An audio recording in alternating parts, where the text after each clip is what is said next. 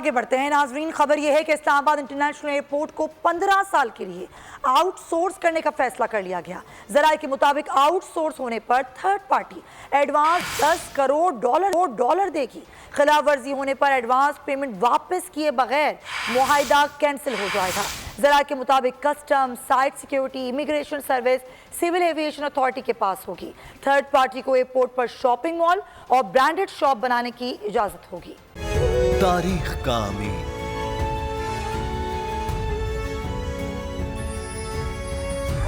آزادی کی علامت،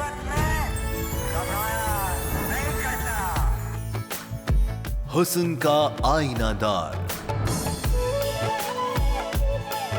فکر و نظریے کی عکاس،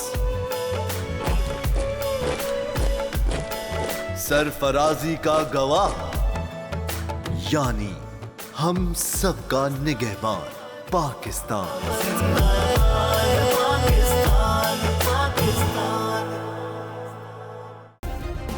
سبسکرائب کریں اور بیل دبائیں تاکہ کوئی خبر رہ نہ جائے۔